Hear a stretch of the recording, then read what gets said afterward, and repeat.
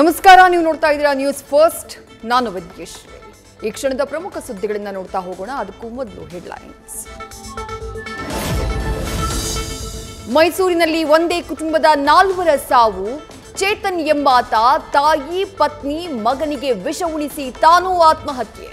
ಸ್ಥಳಕ್ಕೆ ವಿದ್ಯಾರಣ್ಯಪುರ ಪೊಲೀಸರ ಭೇಟಿ, ಪರಿಶೀಲನೆ.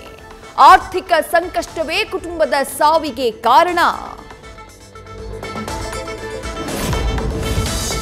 ರಾಷ್ಟ್ರ ರಾಜಧಾನಿ ದೆಹಲಿಯಲ್ಲಿ ಬೆಳ್ಳಂಬೆಳಗ್ಗೆ ಭೂಕಂಪನ. ಬೆಳಗಿನ ಜಾವ ದೆಹಲಿ ಎನ್ಸಿಆರ್ನಲ್ಲಿ ಕಂಪನದ ಅನುಭವ. ರಿಕ್ಟರ್ ಮಾಪಕದಲ್ಲಿ 4.0 ತೀವ್ರತೆ ದಾಖಲು. ಮನೆಗಳಿಂದ ಹೊರಗೋಡಿದ ಜನ, ಆತಂಕ ಪಡದಂತೆ ಪ್ರಧಾನಿ ಮೋದಿ ಸಂದೇಶ.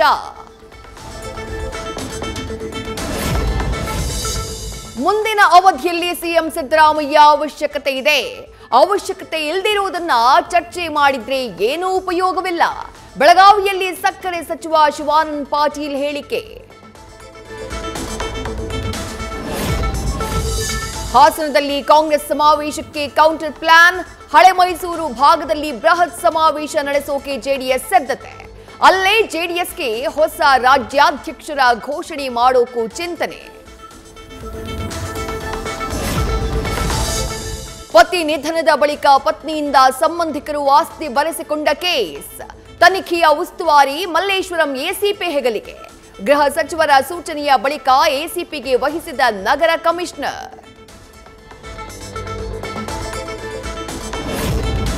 ದೊಡ್ಡಬಳ್ಳಾಪುರ ತಹಶೀಲ್ದಾರ್ ನಕಲಿ ಸಹಿ ಬಳಸಿ ಲಕ್ಷಾಂತರ ರೂಪಾಯಿ ಲಪಟಾಯಿಸಿದ ಕಂದಾಯ ನಿರೀಕ್ಷಕ. ತಹಶೀಲ್ದಾರ್ ವಿಭಾ ವಿದ್ಯಾ ರಾಥೋಡ್ ದೂರಿನ ಮೇರೆಗೆ ಆರ್ಐ ಹೇಮಂತ್ ಕುಮಾರ್ ಅರೆಸ್ಟ್. ವಿವಿಧ ಖಾತೆಗಳಿಗೆ ಹಣ ವರ್ಗಾವಣೆಯ ಬಗ್ಗೆ ತನಿಖೆ. ಇಡಿ ಅಧಿಕಾರಿ ಅಂತ ಹೇಳಿ ರೇಡ್ ಮಾಡಿ 30 ಲಕ್ಷ ದರೋಡೆ ಪ್ರಕರಣ. ಸಿಂಗಾರಿ ಬೀಡಿ ಉದ್ಯಮಿ ಸುಲೈಮಾನ್ ಮನೆಯಲ್ಲಿ ದರೋಡೆ. ಪೊಲೀಸ್ ಸೇರಿ ಕೇರಳದ 4ರನ್ನ ಬಂಧಿಸಿದ ಮಂಗಳೂರು ಪೊಲೀಸರು. ಬೆಂಗಳೂರಿನಲ್ಲಿ ಖೋಟಾ ನೋಟು ಬದಲಾವಣೆಗೆ ಯತ್ನ. ನೋಟು ಚಲಾವಣೆ ವೇಳೆ ರೆಡ್ ಹ್ಯಾಂಡ್ ಆಗಿ ಸಿಕ್ಕಿಬಿದ್ದ 3 ಆರೋಪಿಗಳು. ತನಿಖೆ ಮುಂದುವರೆಸಿರುವ ಆಡುಗೋಡಿ ಪೊಲೀಸರು. ಮೊಬೈಲ್ ಟಾರ್ಚ್ ಲೈಟ್ನಲ್ಲಿ ರೋಗಿಗಳಿಗೆ ಚಿಕಿತ್ಸೆ. ಬಳ್ಳಾರಿಯ ಟ್ರಾಮಾ ಕೇರ್ ಸೆಂಟರ್ನಲ್ಲಿ ಎಡವಟ್ಟು. ವಿದ್ಯುತ್ ಸಮಸ್ಯೆ ಬಗ್ಗೆ ಸಾರ್ವಜನಿಕರ ಆಕ್ರೋಶ. ಘಟನೆಯ ವರದಿ ಸಲ್ಲಿಕೆಗೆ ಆರೋಗ್ಯ ಸಚಿವಾಲಯ ಸೂಚನೆ. ಬೆಂಗಳೂರಲ್ಲಿ ರ್ಯಾಗಿಂಗ್ ಹೆಚ್ಚಾಗ್ತಾ ಇರೋ ಹಿನ್ನೆಲೆ ಪೊಲೀಸರು ಅಲರ್ಟ್. ರ್ಯಾಗಿಂಗ್ ನಡೆದ ಕೂಡಲೇ 112ಕ್ಕೆ ಕರೆ ಮಾಡಿ ದೂರು ಕೊಡೋಕೆ ಸೂಚನೆ. ಪೋಷಕರಿಂದ ದೂರುಗಳು ಹೆಚ್ಚಾದ ಹಿನ್ನೆಲೆ ಕ್ರಮ. ಚಿಕ್ಕಮಗಳೂರಲ್ಲಿ ಅಳಿಯನಿಂದಾನೇ ಅತ್ತೆಯ ಕೊಲೆ. ಸುತ್ತಿಗೆಯಿಂದ ತಲೆಗೊಡೆದು ಕೊಂದು ಶಶಿಧರ್ ಪರಾರಿ. ಮೂಡಿಗೆರೆ ತಾಲೂಕಿನ ಭಾರತಿ ಬೈಲ್ ಗ್ರಾಮದಲ್ಲಿ ಘಟನೆ. ಪೊಲೀಸರಿಂದ ಪರಿಶೀಲನೆ.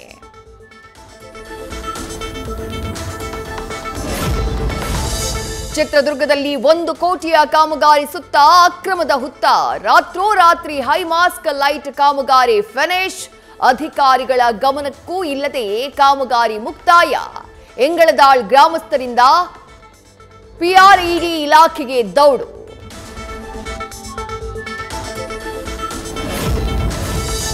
ಮೆಟ್ರೋ ಪ್ರಯಾಣಿಕರಿಗೆ ಗುಡ್ ನ್ಯೂಸ್. ಈ ವರ್ಷ ಓಪನ್ ಆಗಲಿದೆ ಪಿಂಕ್ ಲೈನ್ ಮೆಟ್ರೋ.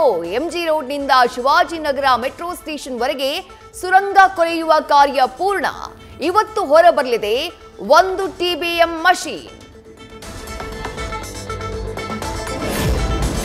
ಆಕಸ್ಮಿಕ ಬೆಂಕಿಗೆ 30ಕ್ಕೂ ಹೆಚ್ಚು ಬಣವೆಗಳು ಸುಟ್ಟು ಭಸ್ಮ. ವಿಜಯನಗರದ ಸೋಗಿ ಗ್ರಾಮದಲ್ಲಿ ಘಟನೆ. ಲಕ್ಷಾಂತರ ರೂಪಾಯಿ ಹಾನಿ. ಬೆಂಕಿ ನಂದಿಸೋಕೆ ಅಗ್ನಿಶಾಮಕ ಸಿಬ್ಬಂದಿ ಹರಸಾಹಸ. ಕೌನ್ ಬನೇಗಾ ದೆಹಲಿಯ ಮುಂದಿನ ಮುಖ್ಯಮಂತ್ರಿ. ಇವತ್ತು ನಡ್ಡಾ ನೇತೃತ್ವದಲ್ಲಿ ಸಭೆಯ ಬಳಿಕ ಅಧಿಕೃತ ಘೋಷಣೆ. ನಾಳೆಯೇ ದೆಹಲಿ ಮುಖ್ಯಮಂತ್ರಿಯ ಪ್ರಮಾಣ ವಚನ ಸ್ವೀಕಾರ. ಮಹಾಕುಂಭಮೇಳಕ್ಕೆ ಬರ್ತಾ ಇರೋ ಪ್ರವಾಸಿಗರ ಸಂಖ್ಯೆ ಹೆಚ್ಚಳ. ಪ್ರಯಾಗ್ರಾಜ್ನ ಸುತ್ತಮುತ್ತ ಭಾರೀ ಟ್ರಾಫಿಕ್ ಜಾಮ್. ವಾಹನ ಸವಾರರು ಗಂಟೆಗಟ್ಟಲೆ ನಿಂತಲ್ಲೇ ನಿಂತು ಪರದಾಟ.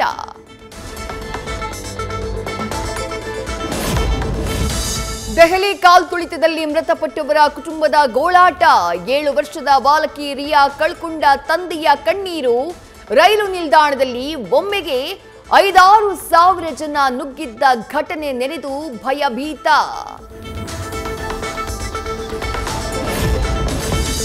ದೆಹಲಿಯ ಕಾಲ್ತುಳಿತದ ಬಳಿಕವೂ ಎಚ್ಚೆತ್ತುಕೊಳ್ಳದ ಜನ.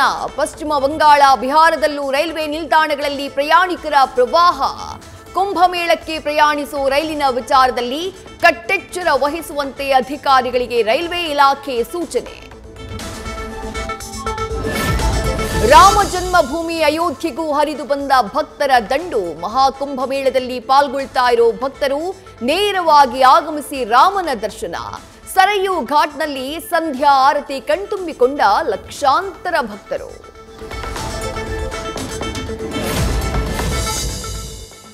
ಸಾಫ್ಟ್ ಪಾರ್ನ್ ಕಂಟೆಂಟ್ ವೆಬ್ ಸಿರೀಸ್ನಲ್ಲಿ ಭಾರತೀಯ ಸೇನೆಗೆ ಅವಮಾನ ಆರೋಪ.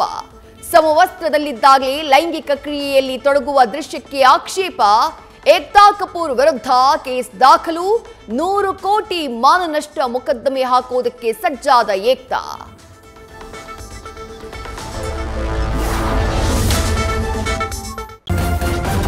ನ್ಯೂಸ್ ಫಸ್ಟ್ ನಿರ್ಭೀತಿಯಿಂದ ನಿಮ್ಮ ಪರವಾಗಿ.